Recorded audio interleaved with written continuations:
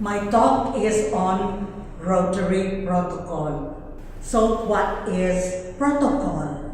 In diplomatic parlance, it is common courtesy or consideration that we show to our Rotary dignitaries consistent of the etiquette and the proper decorum that is practiced in our community.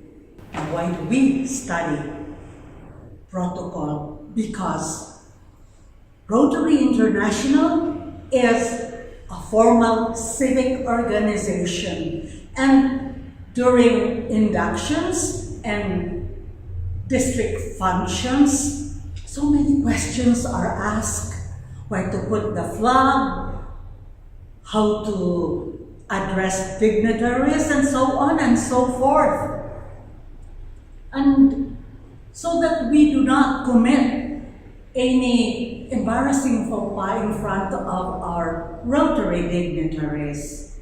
My dear presidents, you are the best reflection of what you are in the district and in your club. So many look up to you.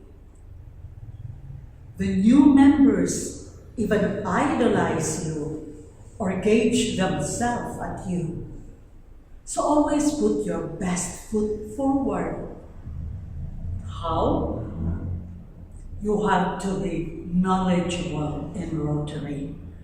Adequate knowledge in Rotary, because a knowledgeable Rotarian is a committed Rotarian. So study your Rotary ABC, your constitution and bylaws, your president's manual, surf the net for myrotary.org and Rotary Central, and attend webinars, seminars on Rotary. Now, you should know that there is only one Rotary object, not objects. And you are not a member of Rotary International. Your club is. And the incumbent governor is the only Rotary International official in the district in this time of incumbency. Now we have more or less, an ordinary Rotarian has more or less 4 to 5 pins, but be sure that the Rotary emblem of the wheel with the 6 spokes, 24 cogs, and a keyway at the center is always on the upper level. All the other pins can go under it, like the Paul Harris pin. You can also put some on the right. Now, if your club has an ID, it should carry the name of the club, your name, your classification is very important, and your position in the club. And it should be placed on the right side so that when you do a handshake, it will not be covered by your arm. We also have to remember our personal hygiene. And do not forget your mouthwash and your deodorant, because we are back to face. Always carry Binata, Clorets, or menthol candies in your pockets to freshen your breath. Now always keep improving yourself. Read etiquette books of Emily Post, Clench Sisters, Vanderbilt, and we have local doyens in Julia Gaza, and we're moving up, and also Conchetina Bernardo Sevilla in her Complete Filipino. Now that you are leaders, you will be invited by the district governor or the past district governors to a sit-down dinner or to a fine dining. You should know how to use your cutleries. Which knife is for the bread or the toast, doesn't matter. and which knife is for the meat, and which knife is for the fish. And also, you should know how to pair your main entry with your wine. Should it be red wine or white wine? And also your aperitifs, which you will give to your guests, like rum, gin, or champagne, cognac, to go with your hors d'oeuvres, which is spelled as HORS, DAVORS. Those are French words, and it is pronounced as hors d'oeuvres. And you should also know how to use a charger before you put your plate, and how to show your hors d'oeuvres in a cheese board, a grazing board, or a charcuterie board. Now, always be altruistic.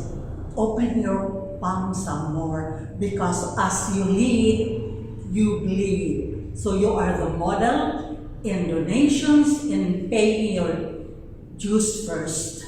And be a firm leader, because you have a charge to keep. With your authority comes a corresponding responsibility. Actually, a command responsibility. So you should not let your officers solve the problems for you. Do it. And there should be no cliques in the club. It is divisive.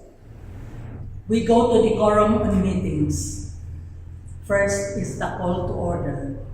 Mr. President or Madam President, you say, by the power vested upon me as President of the Rotary Club of blah, blah, blah, I now call this meeting to order, and bang the table 3 times so that you can call the attention of all the members of the club that the meeting is starting. And then you end with meeting adjourned and bang the table once.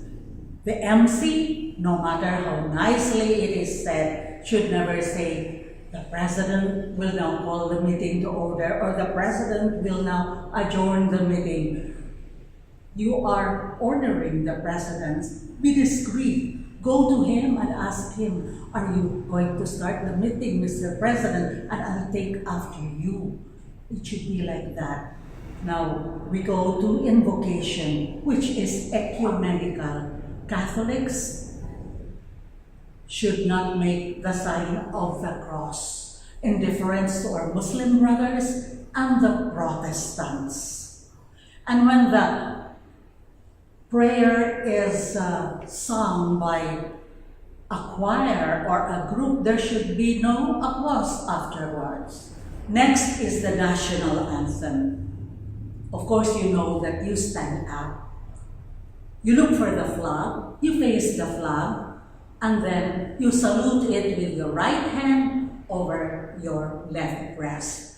But if there is no flag, you look where the music is coming from, and you don't have to salute it.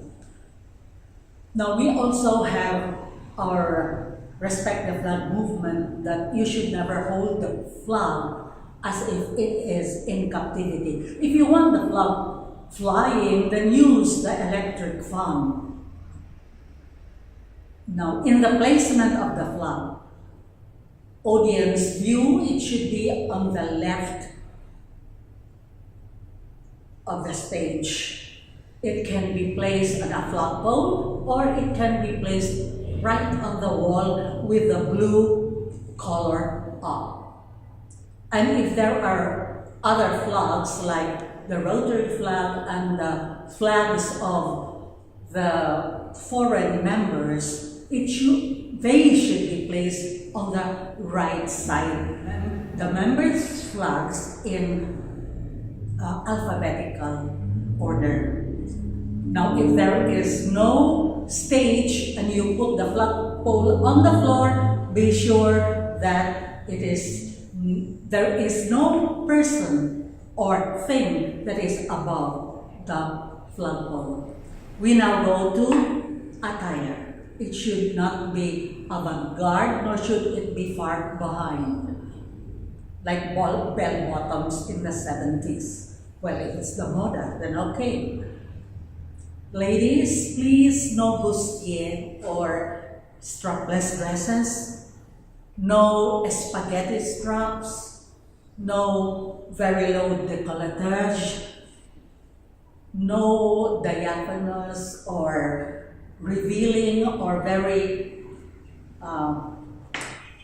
tight-fitting dresses, no short shorts, no mini-minis, especially if you are in a club where there are mixed members of male and female, because you will just be a distraction to them. Men, be sure that your polo shirt is not crumpled, it is well pressed when you attend meetings, and no tear in your attire, because I remember once the game master asked for a white socks, and he was given one with a very big hole of the sole, so it was embarrassment. We now go to the proper decorum on speaking. You should view videos of Dale Carnegie or Toastmasters Club so that you will get tips on how to speak well, like no fidgeting with your hands, no putting them in your pockets, no showing of your back to the audience, and you stop when the audience is very noisy. You don't say, "I'm sorry, I have not prepared a speech," and you don't say, "Thank you," after your speech. They should be the ones to thank you. Now, do you know that during international assemblies, the district governor nominees are asked to write a prepared speech and read this verbatim in the International Assembly, word for word, they read it. There should be no profane language in your speech. I remember the only Rotary International President, Matt Capara, saying that vulgarity is unbecoming of a Rotarian leader. So no green jokes, no cuss words. And if you make jokes, make only 2 or 3 jokes, or else you become a joker. Your speech should be apropos to the occasion, and always be dignified so that you get the respect of the listeners. Now we go to the proper decorum and listening. You invited a guest speaker. So it is only proper that when he is at the rostrum, there should be no serving of food, no standing and walking around, no reading, no playing games on your phones, and senior citizens, please refrain from sleeping. Now, the proper decorum on discussing. Conduct meetings according to Robert's Rules on Parliamentary Procedure so that meeting deliberations will be faster. Now, there are 3 taboo topics in Rotary. First is religion. You do not convert anybody in Rotary, so do not proselytize. Second is politics, because Rotary is apolitical, so that there will be no political color and no problematic, contentious situations that will arise. Don't discuss politics, because our kind of Filipino politics is very dirty and rends us asunder. So many have become enemies because of politics. Then the third one is no solicitation outside Rotary. If you are affiliated with other organizations, don't bring your movie tickets or your raffle tickets to sell in the meetings. But of course, you can go to your friends' houses and sell them the tickets to support you. Now, in corresponding letters and emails, phone messages should be answered right away. That is showing good manners and right upbringing. If you receive an invitation with an RSVP, which is responsible play in French, then answer it right away with yes, I am going, and no, I'm not going, and state your regrets. Then send this note together with your gift. You were invited, so a gift is expected from you. So that's the right way of doing it. Send the gift even if you cannot attend. So now we go to the seating arrangement on the presidential table. You plan who are the dignitaries that you should invite, and then number them according to rank. Number 1 is the guest speaker, number 2 is the governor, number 3 is the outgoing president, then the incoming president if it's an induction, and then the one who will introduce the guest of honor and speaker, the one who will charge them, the officers, the one who will charge the members. Now, if these dignitaries, the sum total of them is an odd number, seat number 1 at the center of the table. If the sum total is even number 1 should sit on the left, 1 seat away from the center. In introducing, if the sum is an odd number, then start from the extreme left, then go to the extreme right, left, right, going inward until you reach the guest of honor and speaker. And if it is even number, start from the extreme right, then extreme left, going inside until you reach the guest speaker. And then you say the guest speaker will be properly introduced later, but you do not name him. Now, in addressing, there is a ruling that the person who bangs the gavel is addressed first. So during inductions, the 2 presidents are addressed first. In district functions, the governor is addressed first. And there is another ruling that of present, past, future. So after the guest of honor and speaker, you address the incumbent governor.